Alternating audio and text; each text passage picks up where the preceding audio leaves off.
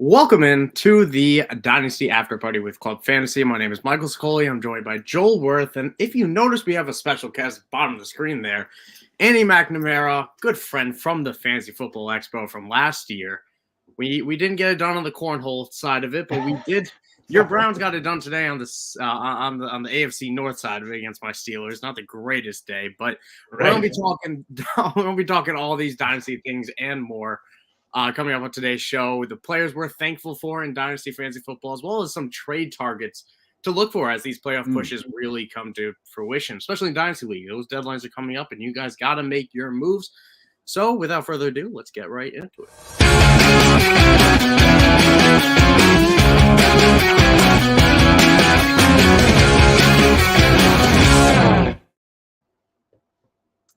And just like that, we're into the show. Joined here by Joel at the Joel Wirth, and joined by Andy at Andy MC81. How are you doing today, Andy? I'll start with you. How are you doing?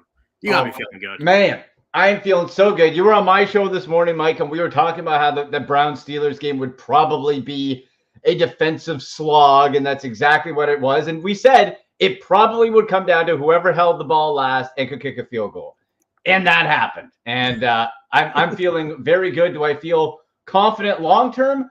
No, but right now it feels pretty good. So I don't think either of us. I don't think there was a world where either of us were coming out of the game feeling good long term. Truthfully, with the players that are playing under center, but somebody who's got to feel really good. I was talking a little bit before the show, Mr. Green Bay Packer Joel Wirth over here. Ooh.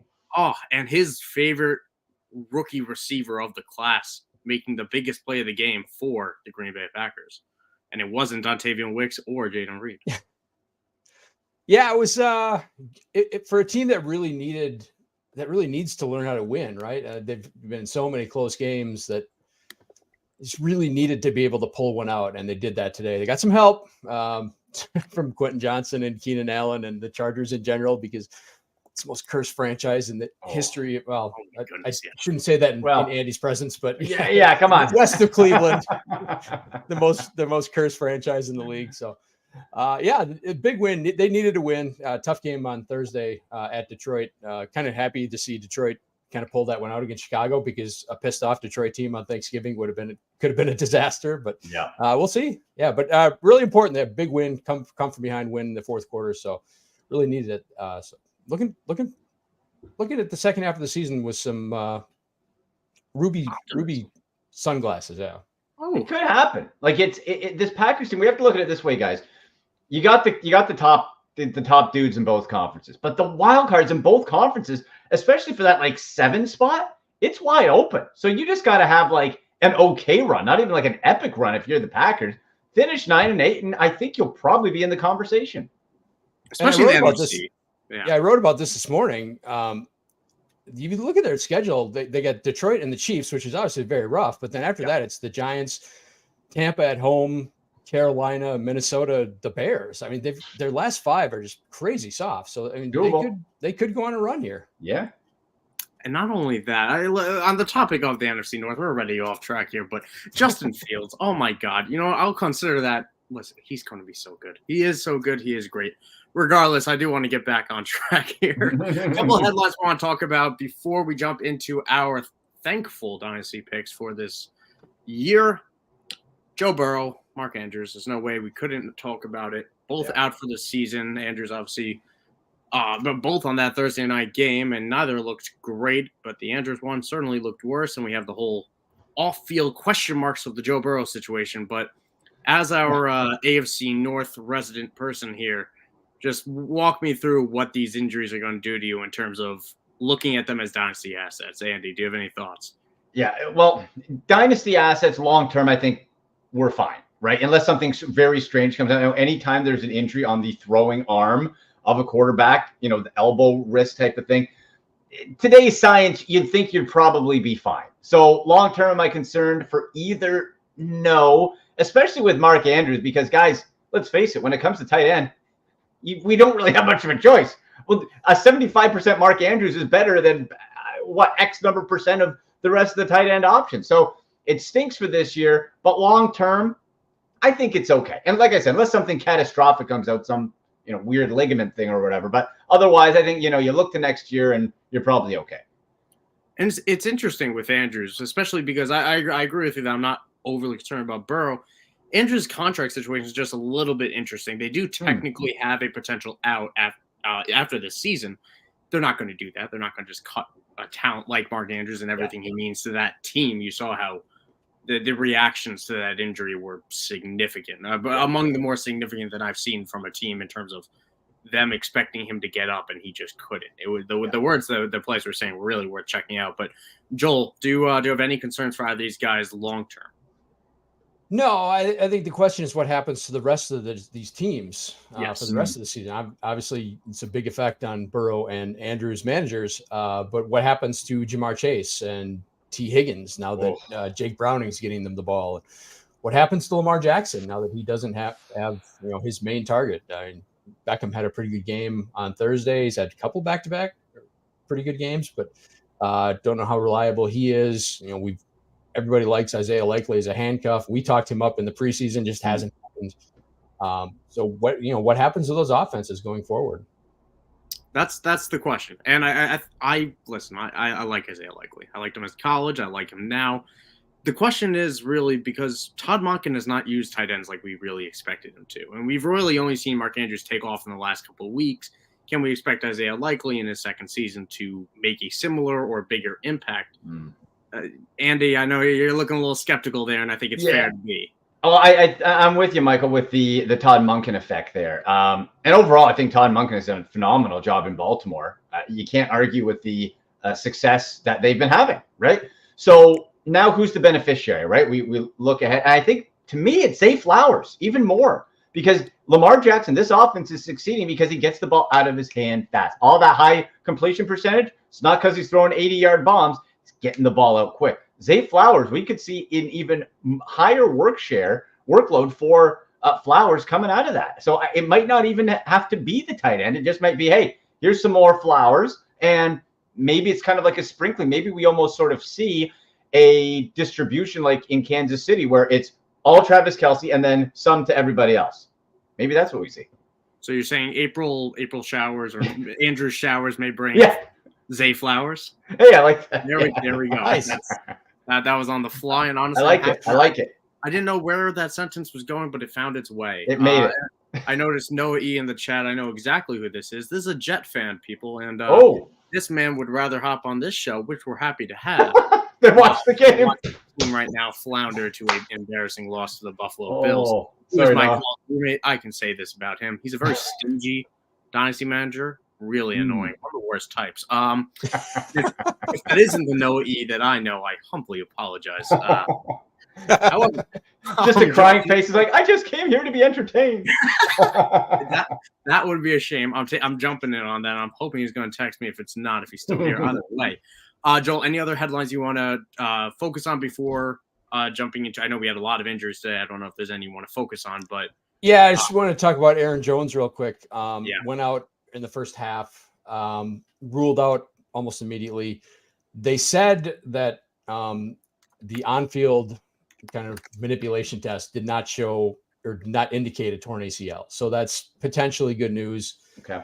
Probably, I mean, he's had like MCL injuries in the past, like a history of them. So I would guess this is probably something similar.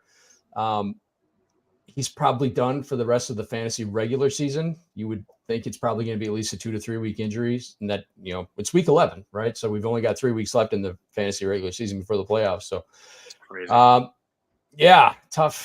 Tough blow, but hopefully not super significant.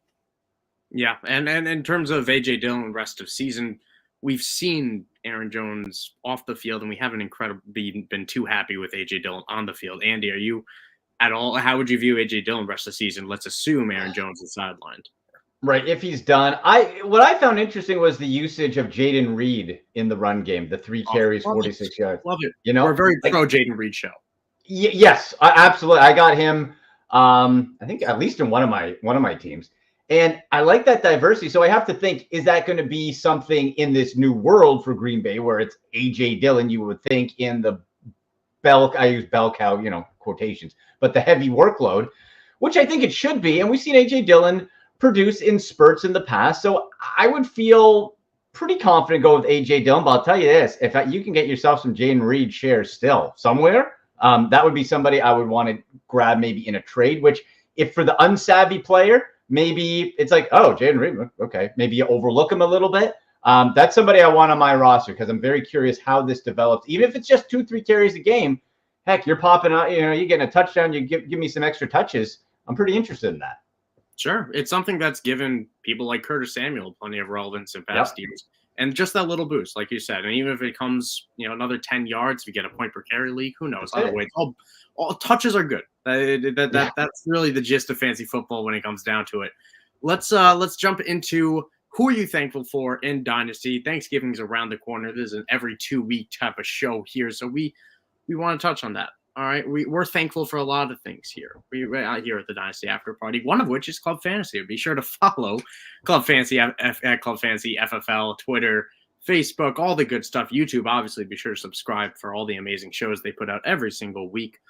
But Dynasty Fantasy Football, we got players we're thankful for. Andy, I'll start with you because I know we're running out of time on your end. Who are you thankful for in Dynasty Fantasy Football this season? I'd have to say, and I was thinking about it today, and I'm like, there's a few names, but the guy I think based on position scarcity, like we talked about with the Mark Andrews, the guy I'm most thankful for is TJ Hockenson. Because guys, I'm in 5 leagues, I got him in 4 of them. He was just, I'm like, I am dying with TJ Hockenson, and that's the hill it's going to be on. Because I figured, all right, Travis Kelce, obviously top pick. Mark Andrews, usually that second. I thought TJ Hockenson, that's the guy. And we've seen him, even when Kirk Cousins went down, still produce. So because of the scarcity of the tight end position, I am so glad that I was able to get and so thankful to get TJ Hockenson on my team and really just kind of set, forget, and play at a rare high level for a tight end in fantasy football. It's a fantastic answer. And he's somebody that hasn't been able to play yet today, but that's because he's playing on the night game. Yes. And he's been fantastic. What's it called? Joel, I want to hear your thoughts on TJ Hockenson dynasty value wise, as I'm going to pull up a tweet from Jake Seeley that I know was very pertinent to this conversation. Yeah, I mean, Hockenson has literally gotten like elite receiver target share. It's been really impressive. I mean, he kind of happened when he went to Minnesota last year in the trade deadline deal from Detroit.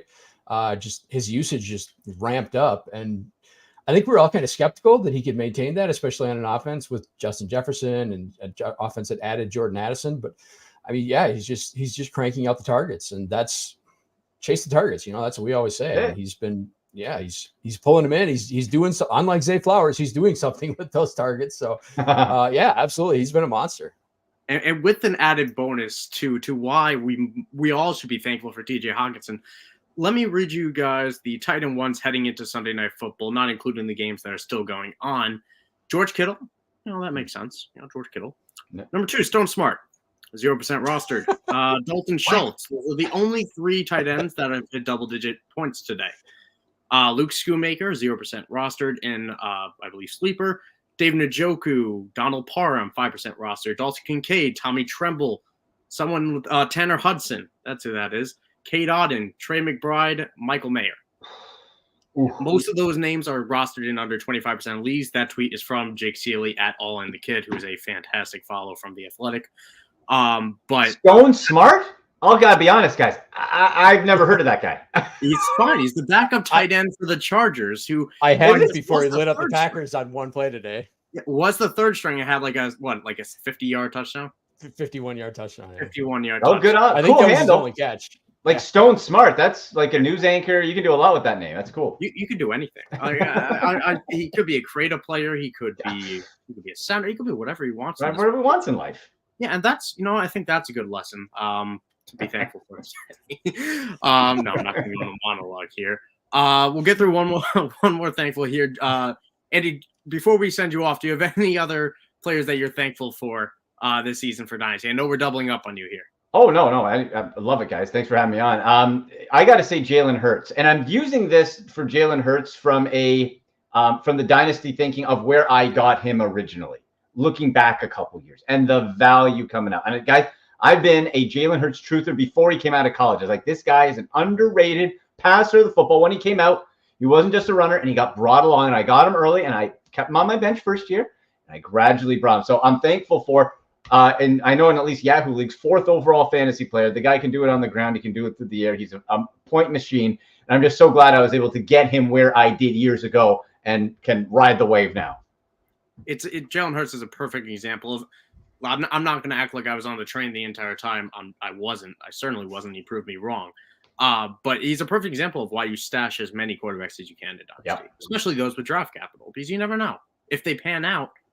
Man, especially those mobile ones, it's huge. It's league changing. Yeah, and he keeps developing. Like, I still think with Jalen Hurts, guys, I still don't think we've seen the ceiling. Like, I still think there's more development there, which is crazy from a fantasy and real world look of where Jalen Hurts could still go in his career. So he hasn't had to carry a team. He's had a defense that is, for the most part, kept in line with the talent that the offense has. If he is put in a Justin Herbert type of situation where he has to play from behind in every other game, who knows what we see from Jalen Hurts? It could be even better. Yeah. So yeah, I think that's 100%. Joel, any thoughts on Jalen Hurts? Yeah, I think Andy makes a really good point about the big picture about where you got him originally. If he's someone you've held on to since the draft, but we've kind of talked about how quarterback scoring is way down this year, except at the very top, the Josh Allens, the Jalen Hurts. You look at Trevor Lawrence is disappointed. Joe Burrow struggled early with the injury, and he's had a disappointing season to this point before the injury. Justin Fields got hurt, and he was struggling. He kind of popped up a little bit before the injury, but then he got hurt, and he's missed a bunch of weeks. Anthony Richardson, Lamar Jackson's been inconsistent, right? Like, Lamar Jackson's been playing really well, but he hasn't done anything for fantasy, really. Yeah. So, I mean, those guys at the top, the Mahomes, Allen, that top tier has been incredibly valuable because the rest of the quarterback market is really kind of depressed this year. So, yeah, absolutely. He's been, he got to be in the discussion for fantasy MVP this year. Let me ask you guys a quick question, if I may. Where we saw in redraft leagues, not the dynasty angle, but for in the redraft world, where we saw quarterbacks getting drafted quite high this year, quite possibly the highest we've seen in recent years. It wasn't the usual wait to the 4th round. Like, we were seeing people reach in and going. With this lowering, assuming it continues on the same path, of fantasy points overall for these top end quarterbacks, do you think we see a bit of a regression back to the norm next year? Like, okay, I reached in, I picked the so-and-so in the 2nd round, probably could have got him in the 4th. Do you see kind of an adjustment possibly? I think for all the reasons Joel laid out and the reasons you laid out with both of your picks, I think there's still going to be people reaching for the lead options. And I think I'm still going to be the guy drafting Kirk Cousins in the 9th round. But or maybe not Kirk Cousins. For this example, whoever serves to be Kirk Cousins. Whoever is there. Because those guys still exist. The top quarterbacks this year prior to injuries, Kirk Cousins, Jared Goff. We had a lot, Sam Howell, a lot of great guys late in drafts that still performed. But you do bring up a great point about how we really saw a philosophy shift this offseason. And it'll be very interesting to see how that adjusts next summer. And that's why we also love Dynasty, is we get to see those trends months and months before those August drafts, because we see how people are viewing them. And that's why we go, the after party never stops. That's what we always say here. But either way, thank you for joining us, Andy. I'm so happy to have you on. Always a blast. Sure.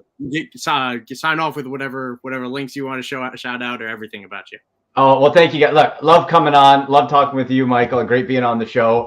So yeah, you can catch me on Twitter, X, whatever, at AndyMC81, at SickPodBrowns, Instagram, at AndyMC Sports. And we're do the Sick Podcast with Andy McNamara every Tuesday and Sunday. Sundays is live at 10 a.m. Eastern, where we had Michael on today. This is where we give our fantasy football start sits for the day, betting news, talk, usually tee up the Browns game as well, and see what happens there. So on YouTube, Sick Podcast with Andy McNamara, give a follow, subscribe, all that good stuff. But guys, absolutely love it. Happy to be on anytime with you.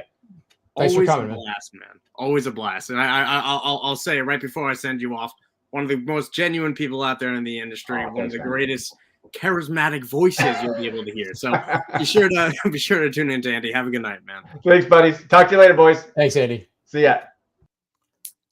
All right, and on to just the two of us here, Joel. Just like we're used to, we have our own thankful picks here. We went through with Andy first, but how about you? I know you're thankful. You came away with a win today. You're thankful for that, I'm sure. But let's talk about players. Who are you thankful for? So my thankful for is basically all the old and unloved and unwanted veteran players that the dynasty community just wasn't interested in startups and in trades that you couldn't. There's no way you could get a first for these guys in the preseason. Keenan Allen, Alvin Kamara, Raheem Mostert. You probably shouldn't have, but they've been balling out. And like if you had think if you went into a startup this year and like in the 5th round took Keenan Allen and 6th round maybe took Alvin Kamara and 11th, 12th round took Raheem Mostert. Yeah, you're going to talk about Evans. You'd be killing it, right? So yeah, let's next year when we're doing our startups, let's not overlook the veterans. Just because they're 28, 29 doesn't mean they can't get it done. The Adam Thielen pick, or what's it called? That's another great one. Yeah, I was going to say I might have that on another segment here that we'll talk about a little bit more, but I won't jump the gun on that. I completely agree with all of you and all of that. And it's interesting because you look back on it. Was the process wrong? That this is a genuine question. I don't have a right or wrong answer to, but was the process wrong on a Raheem Mostert, on an Adam Thielen, a Mike Evans, a Keenan Allen? Was the process wrong in terms of what we end up getting? So I think we talked about when we were doing startups and doing mock drafts in the preseason, we talked about picking a lane. Do you want to contend this year or do you want to build going forward? And I think this is something we need to pay more attention to, like in startups going forward. It's really easy to build a contender in Dynasty, an immediate contender. It's really easy, right? I mean, the guys we mentioned, you could have gotten for basically nothing. You could have gotten them in, the high single digit, low double digit rounds of a startup, and they would be absolutely carrying you to a title right now. Yeah. So if you want to just, if you want to go into a dynasty and like flags fly forever, and you can pay for a lot of years with the way most dynasty leagues are structured, you can pay for a lot of years just by winning in that first year. So, yeah, I think it's something. Is your team going to look pretty on paper? No. Is it going to be a great team in 2 years? Probably not. But if you're smart with your picks and you don't give away, you can win with these veterans that nobody else wants.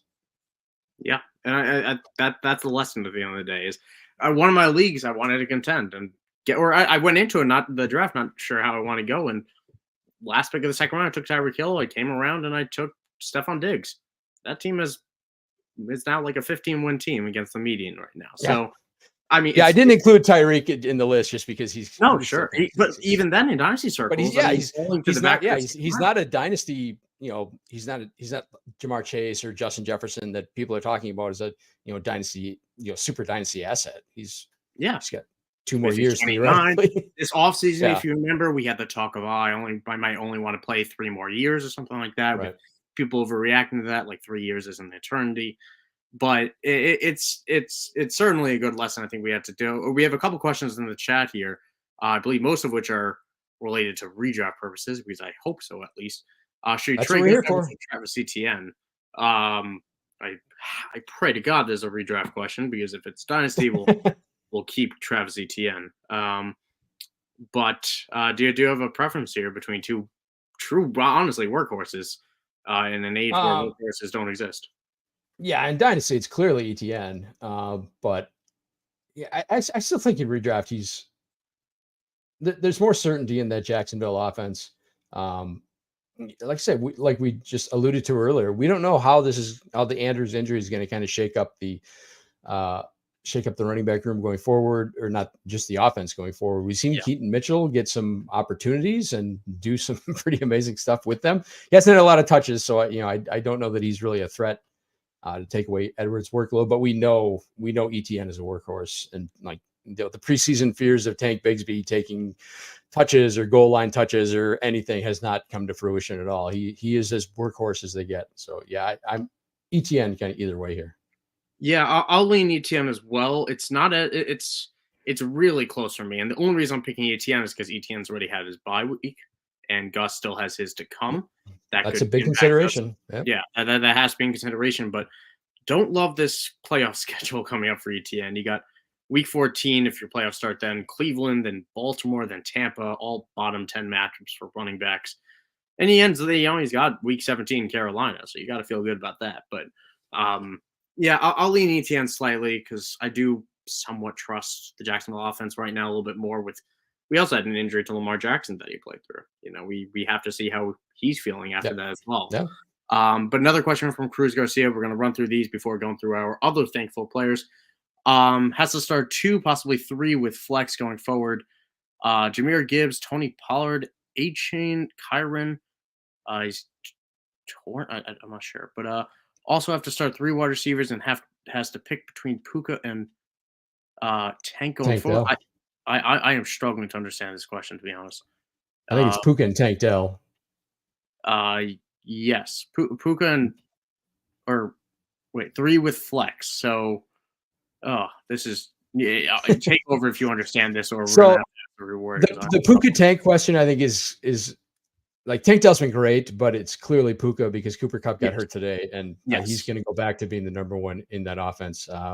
Felt like a fairly significant injury for Cooper Kupp. Not sure, we haven't heard anything yet, but felt pretty serious. And obviously, when Puka was getting his massive, like historic target share was when Cooper Kupp was out. So yeah, he's a top 5 receiver going forward, probably, especially with Chase losing his quarterback and Higgins losing his quarterback. That's kind of a big deal. I have to start 2, possibly 3 going forward. Gibbs, Pollard, HN. HN got hurt again today too, so I don't know that you can trust him. Gibbs, he got a goal line touchdown. He's got a few goal line carries too. Yeah, he's really kind of he's establishing himself in that offense. So he's definitely a starter. Pollard looked better today, had a touchdown. Pollard and then play by matchup is kind of if Gibbs HN, and then play by matchups. Yeah, if HN is okay, it's not a big deal, then he's a consideration to get in there, but we need to find out what that injury was because he got knocked out pretty early. Yeah, they did say it was precautionary, but a lot of coaches have said that before, and it turns out to be BS. Last question for, I assume this is Brandon Powell or Marvin Mims, shoot for the stars, half PPR. Mims got more involved last week, so yeah, I'm going with that. You just can't trust Brandon Powell. I'll really hasn't done anything. KJ Osborne's back too. Yeah. Oh, yeah, I'll go Marvin Mims. And probably both will end up with 0 anyway. But someone what's it called? I mentioned who I was thankful for. Or actually, no, I asked the question, but I'll go with a couple of people here I'm thankful for. I won't even talk about Mike Evans because we talked about the veterans before. I think he gets lumped in there. I am thankful for Mike Evans, despite me not being able to move him still because people are dumb. But whatever. I mean, he is. Just to get on the Evans thing, right? He is Baker's favorite target by a mile. Like Chris Godwin is an afterthought in this offense. And now Godwin's hurt too. He left today with an ankle injury. I didn't see that, but yeah. Yeah, he left today with an ankle injury too, which honestly I don't think helps, but it doesn't hurt too much. Maybe either way. Yeah. The person I'm thankful for is, knock on every piece of wood I can ever find, the one running back who has stayed on the field. Yeah. The one is Christian McCaffrey, that injury-prone guy. You remember that label? Remember injury-prone Christian McCaffrey has pretty much been out there every single day and just been absolutely dominant. I don't need to talk for Christian McCaffrey on how great he is, but I really wanted to bring him up here in terms of someone I'm thankful for, not only because he's carrying fantasy rosters for me, but also because he teaches us a very valuable lesson. That 2 things. One, that there are outliers. There are people that are true difference makers that will just be perfect fits in perfect systems, and they're going to do it. It doesn't matter. They're going to find a way to be great, and it really helps to be a pass catcher to do that. And the second lesson that I got from this, at least, is, oh my God, how lucky was I? Oh my God, how lucky is it that he is out there? Because truthfully, I should be looking to sell him. A lot of people should be looking to sell him unless you are winning, which you probably are with Christian McCaffrey. But this value right now that Christian McCaffrey has, I can't help but look at it and say, wow, this has to be as high as it gets. And maybe I'm wrong, and I'm happy to write it out to the end of the season. I'm curious your thoughts on it. But we have healthy McCaffrey in a desperate RB landscape. And you might have another contending team. You might be middle of the road. and you're looking at what you could possibly get for him, and this could be a franchise restarter type of trade. But either way, I'm thankful for McCaffrey for giving me the option to do that. But I'm curious on your take on everything I just said. Everything you said is 100% correct. Yay! As a as a zero RB guy, I'm never going to end up with a whole lot of Christian McCaffrey shares, right? But he's going to be one of those guys that, I'm always going to run up against if I'm fortunate enough to make the playoffs, whatever, because I don't have him on my team. So that's kind of the danger you run, is those guys that you don't have are going to come back to haunt you. I think you bring up a really interesting point, is that when a running back peaks, we need to, if it's even close to whatever his peak can be, we need to think about moving on.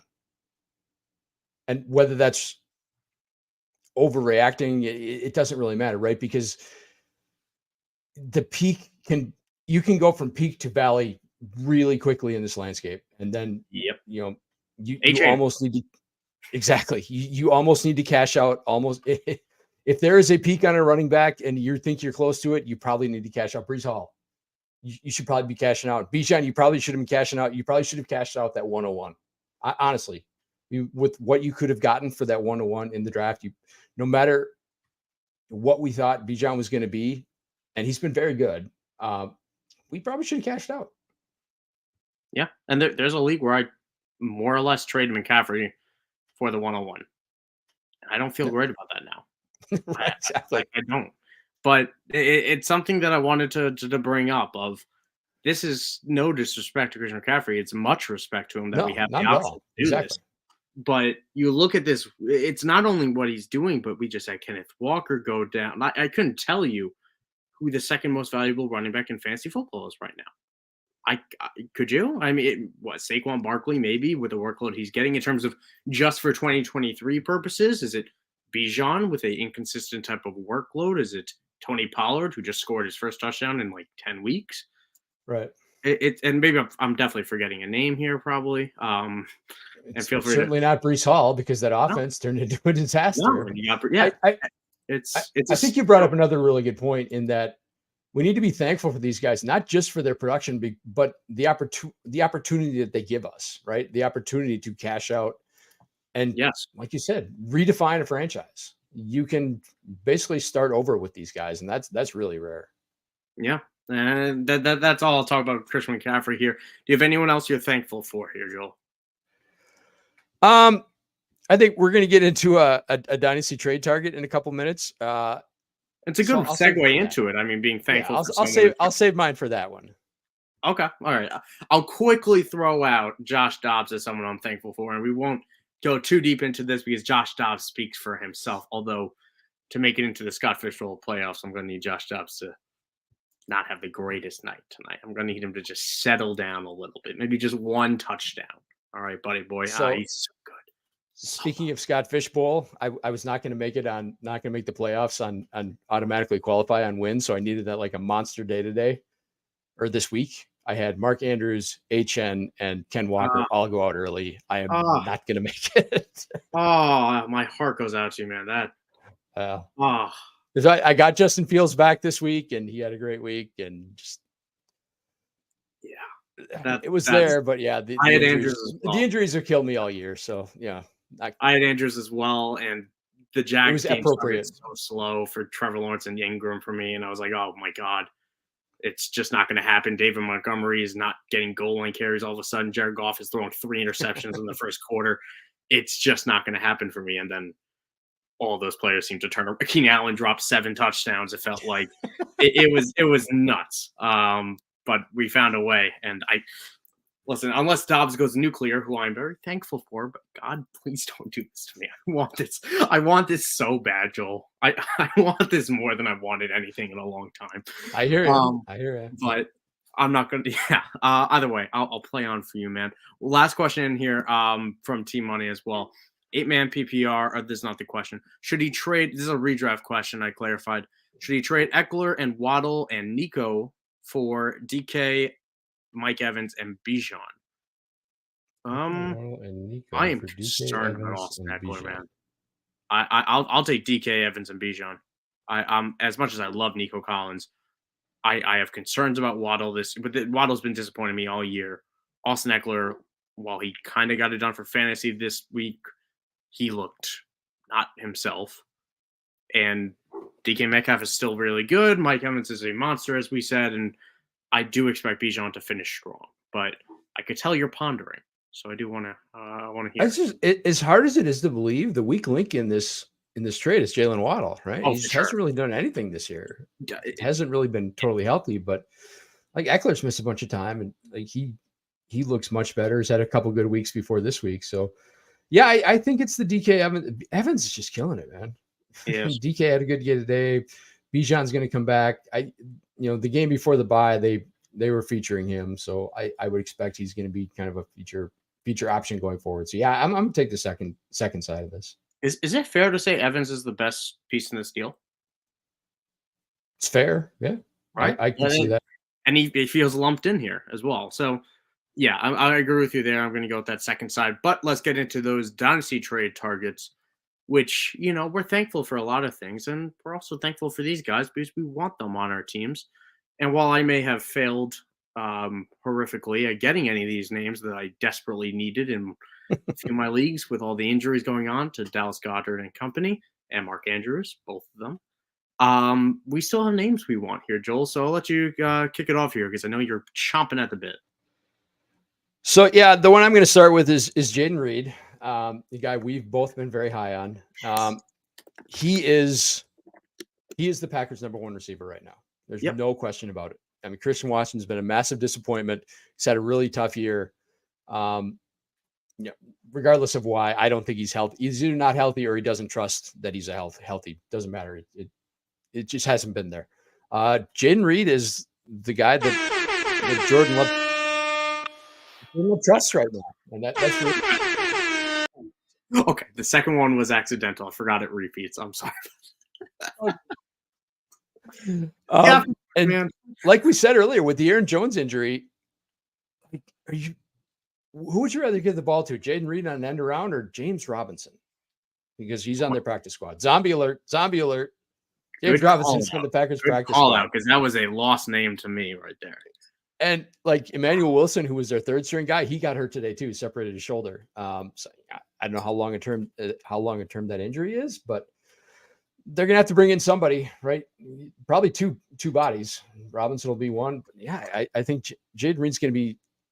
I think he's getting all the touches that we expected Christian Watson to get. So he is their number one receiver right now. He's a guy that, he hasn't really had an explosion game, right? He had the 2 touchdown game against Atlanta, but otherwise things are kind of sparse. He's had some good games, but and like Andy was saying earlier, if someone isn't super savvy and hasn't, isn't in love with this guy, it's a guy you kind of want to buy high on, to be honest. Yeah. And the reason I think we haven't seen that big blow up game, and we obviously don't have the stats for this week yet, when he obviously had a better another good game, is that he's had to make do with less snaps, because for some reason, and maybe it's schematic, Jayden Reed's only played 70% or more of snaps in one game this year, and he had his season high almost his season high in yardage with 83 yards in that game and averaged 21 yards per catch, because he's a good damn player and maybe he should be on the field more. But that's, I think, why we haven't seen that big blow up game, and that's why he remains a dynasty trade target, because we haven't had the plays have become so sporadic because he's just not on the field for every play like a true number one is.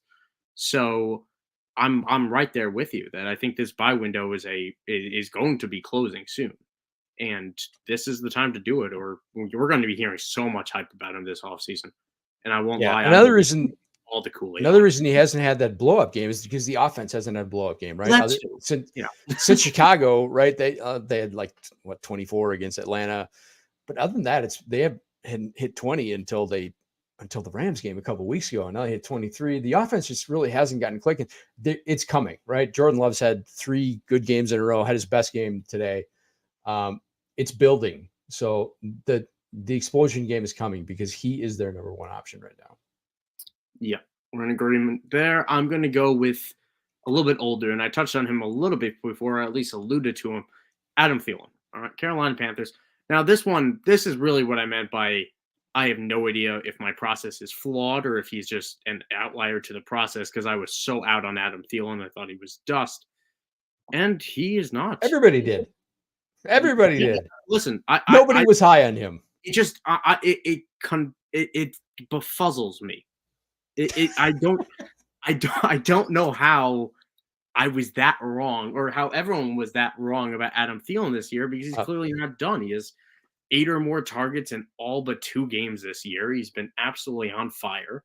And I think what we saw this week and every other week, pretty much after the slump the last few weeks, when Frank Reich is calling the plays, Adam Thielen gets all these targets, all the targets in the world. All of them. And he also gets all those valuable catches where his 3 worst games of the season for fantasy, or at least 2 of them, came when Frank Reich wasn't calling the plays. And now Frank Reich took it back this week. We subsequently saw an 8 for 74 type of game in true Adam Thielen fashion this year. And it's not the toughest rest of season schedule. I mean, you have one tough matchup against Green Bay in there, and then everything else is average or above average. So this is somebody that you can probably get for a second. You might be able to get for less if, they're on the wrong type of roster, but it's a plug and play wide receiver 2 at worst rest of the way. Possibly a wide receiver 1 if Frank Reich keeps his job, and probably will, because I do think he'll see out the season at least. But it really befuzzles me. It really confuses me. I don't know how he's doing it, especially with how bad Bryce Young has looked at times, but he finds a way every single week, and at some point we need to be buying in. And I think we mentioned him earlier this year as a buy target as well, and I'm just doubling down right now. Yeah, I think when the error I think we made is when we looked at that offense, we didn't see anyone or Bryce Young to throw to, right? There was Terrace Marshall. That's over, right? A healthy scratch last week. Just to get. Mingo didn't turn into anything. DJ Chark has done nothing. He can never stay healthy. It doesn't matter. He's not very good in the first place. Laviska. Laviska. Yeah. The guy we should have been looking at all along was the kind of dependable veteran, even though he hadn't done anything. Basically, he did nothing last year and looked like he was dust, but he was still the only guy who had any history of doing anything legitimately and consistently well. So, I mean, that's the guy we probably should have been looking at. Now, should we have expected this level? Probably not. But we should have seen that there was going to be the opportunity for him to kind of rise above, to be the only one to be an option there, because there were no other options. He is 33 years old, and if he maintains his finish right now, he's going to have his best fantasy finish ever. If at worst, it'll be right in line with his career in 2018 when he had his popped off near 1,400 yards season, and now he's doing it at 33, 5 to 6 years later in Carolina with a horrific offense, one of the worst in the league. We live and learn, man. Live and learn. But all the learning part means you should be sending offers for him in your in dynasty leagues, because he is going to be a monster rest of way, and he worth their less than that in trades. He is their offense, as you said. Who else are you looking to trade for? I like a name you put on here, Devin Singletary, because take it. Like before the past couple of weeks, they had done nothing on the ground, right? It had been all CJ Stroud, and CJ Stroud's obviously been a revelation. Unreal. But Dameon Pierce had struggled. Singletary wasn't really getting snaps until, once Pierce went out and Singletary took over the role, he's been killing it. So I think this probably says more about Dameon Pierce just isn't it, which saddens me because I was a huge fan coming out of Florida, but not me. Just hasn't happened. It just hasn't translated. He got the role and kind of surprised everyone, but he got hurt last year and couldn't finish out the season. Now he's hurt again and hadn't done anything before that. So I think this probably says more about this is probably the end of him being a viable asset. But Devin Singletary, if you're someone chasing, guy or girl chasing a championship, he's someone you should be going after, because he's not, what's he going to cost you? A third at the most, right? At the most. Maybe a second just because of this hot streak he had today. I'd be willing to pay a second if I'm a contender. I was going to say then offer a third, Or plus, I don't know. Get back a third with it. I'll send Mingo for. Yeah. I'll send Jonathan. I would send if I'm a contender, I would send my second if I can get back an early third. Yeah, for sure. So what's it called? I want to hold on. I want to ask you a question here. How many carries do you think Devin Singletary has seen over the last 2 weeks, including today? So week 10 and week 11. I just want to see because it's more than I even thought it would be. You want to take a guess? I will say 35. 35. That's fair. That's fair. That's a lot, right? That's a good amount in today's NFL. The correct answer we're looking for today is 52. 52. He had 30 last week and he had 22 this week. This workload is ridiculous. Even the week prior, he had 13 carries and he was just kind of game scripted out. I think Dameon Pierce was still on the field and he plays 75% of snaps. They are using him as an every down type of guy, 70%, which is really good for a running back. It's on suddenly one of the better offenses in the NFL behind a borderline MVP candidate, if not a straight out MVP candidate. So it blows my mind. And I'm so happy because I won't lie. It's been a long ride as a Singletary truther. Hasn't been great. Has been bumpy at times. But the times where he looks good, he looks really good. And, we feel good about that. We feel good about that as a short king type of guy. And I wish I had more shares of him outside of just picking him up on waivers. But either way, I don't know that I have any shares of him, to be honest. I got plenty. I got a few. It does feel really good. Feels like somebody's going to beat me in the playoffs in a lot of leagues. Oh, with the Devin Singletary Gus Edwards duo, as we all predicted before the year. Yeah, exactly. Exactly. Another guy that I kind of thought was dust before the year and is at least getting to work. I thought he was dust like 3 years ago. As he was breaking out. Yeah, fair enough. At least we have at least one or two trades we want to be jumping into here because we always do our do better trade reviews and it's what we want to be talking about. I know Joel has one in particular that I want to bring up here. Yeah, so I want to talk about this offer. This is in our Club Dynasty League. It's a 10-team league, Superflex, tight end premium. When do we start? Start 10, I think. In the Club Fantasy one, I believe. Yeah, I think we start 10. Yeah. So I'm not a contender. I have a bunch of quarterbacks and nothing else except for CeeDee Lamb, basically. And I was offered by Josh Hudson, our founder and current leader of the Club Dynasty League. I was offered Jaylen. This is an egregious offer. I just want to talk about something that we need, kind of big picture here. I was offered Jaylen Waddle, a late 24 first and a 24 second for CeeDee Lamb. Now, so the point I want to make here is the perceived value of elite players going forward and relative to their standing in season. Because we talked about Jamar Chase probably falling pretty significantly out of the top two for the season without Joe Burrow. Yeah. Now, is he still the dynasty wide receiver 2? Probably, but he's less valuable than that to a contender, right? He's more valuable at this point to a non-contender because he's probably not going to top. I mean, can you expect even 15 points per game out of him at this point? I don't think so. Probably not. Probably around that 10 to 12 type of range, which is exactly low end 2, high end 3. Yeah, people were selling them all low, but yeah, I don't think so. I mean, Jake Browning is bad. It's Jake Browning, right? And this is still a good offense, but he was struggling even with Joe Burrow when Joe Burrow was struggling. So, so even though he's probably still the dynasty tight end wide receiver 2, because CeeDee Lamb has been so good and is so much more valuable this year, I think this kind of move, at least this is where it's kind of status specific.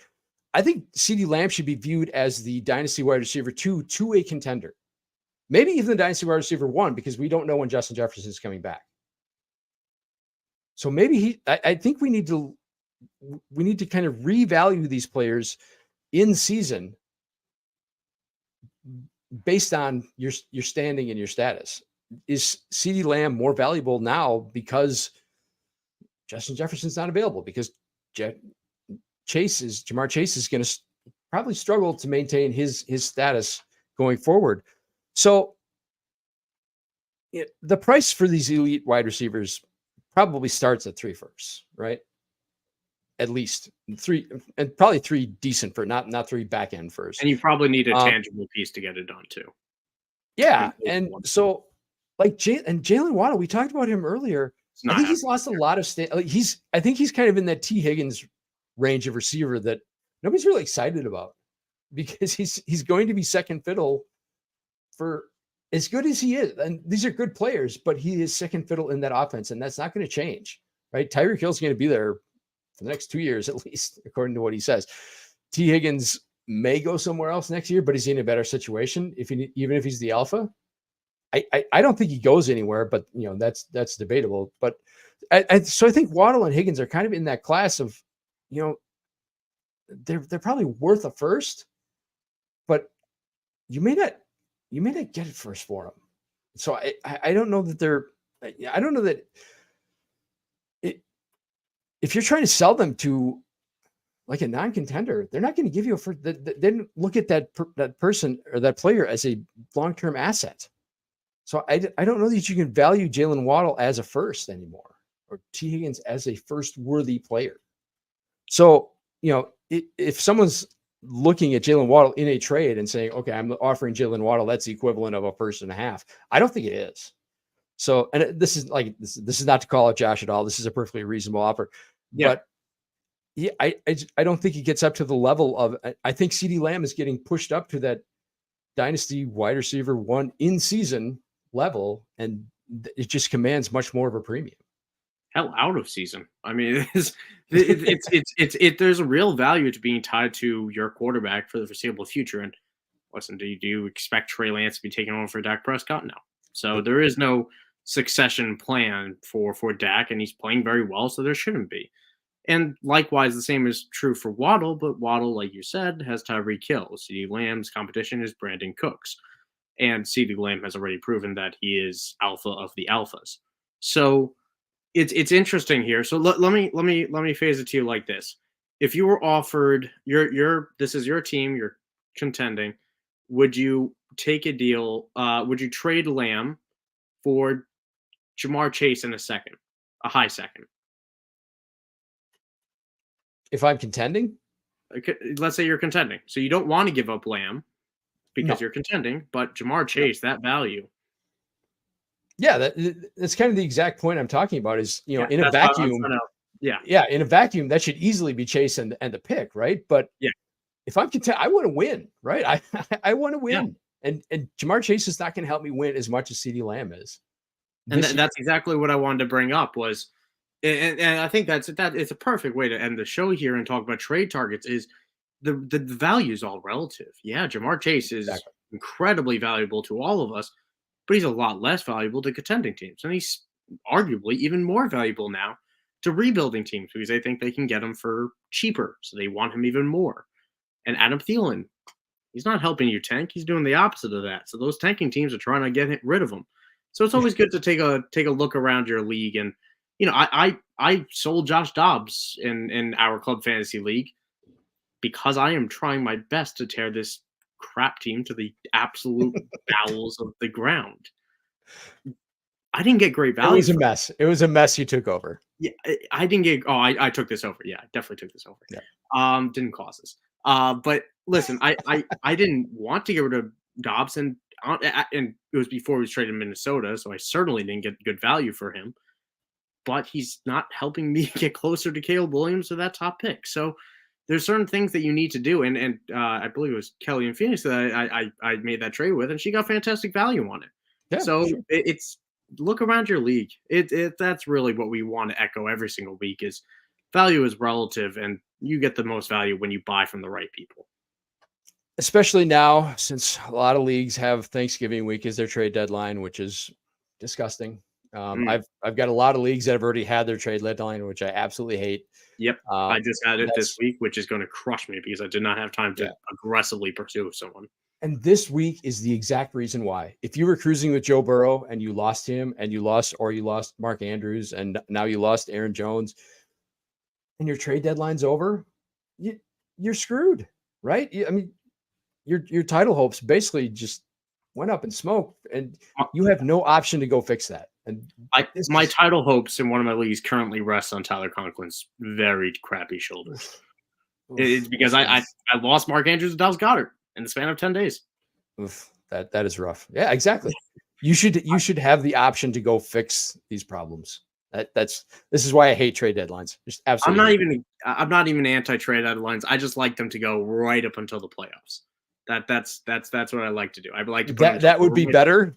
I see that argument, but yeah, to have a trade deadline in week 11 when you too soon, especially now with the extra season. Playoffs don't start till week 15. You've got a month in between that these things are going to happen, and you're going to want to be able to react to. Yeah, if I'm not spending Christmas stressed out, I'm doing something wrong. And right now, I got Tyler Conklin. I got nothing to stress about because I know I'm getting 3 points. So it's nice and easy when you know what you're getting. But either way, thank you for everyone that has tuned into this episode of the Dynasty After Party here in Week 11. Joel, you got any final messages for those trying to get those trade targets, trying to stuff their face with turkey over the coming week? Any final message? Yeah, happy Thanksgiving, everyone. It's going to be a busy week. Like I said, a lot of trade deadlines this week. So yeah, I got a lot of offers to send out. Got a lot of work to do because I said this is the end of the line. So going to go watch the Vikings with my wife, who is a big Viking fan. So yeah, let's see what they do. Yeah, I know I speak for Joel and myself when I say who we're most thankful for this season is you guys, the people tuning into our Dynasty After Party. The party is crappy if it's only 2 people out there. So, just 2 people on the dance floor, especially me and Joel. We could do a tango, but nobody wants to see that. So I don't even drink. So yeah, I'm no fun at parties. Oh my goodness. Oh, then we're just having I'm not going to say anything more about that. But anyway, thank you all for tuning in. Incredibly thankful for you guys tuning in for this entire show or even parts of the show. Skip around as you may feel free to. Be sure to follow Club Fantasy at Club Fantasy FFL on Twitter, Facebook, YouTube, everywhere that all this amazing content can be found. You can follow Joel here at the Joel Wirth. You can follow me at Michael__Sicoli. Remember, we're only here every 2 weeks, so if you have questions, you hit us up on Twitter. You hit Club Fantasy FFL up on Twitter. And typically that is a good way to get your answers sooner because Dynasty is always important. And it's also, Joel, like a disco ball. Keeps on spinning year round, so join the club every Sunday or every other Sunday at 7:30 Eastern right here with Club Fantasy. Good luck with the rest of Week 11 and good luck with Week 12, and we'll see you in Week 13.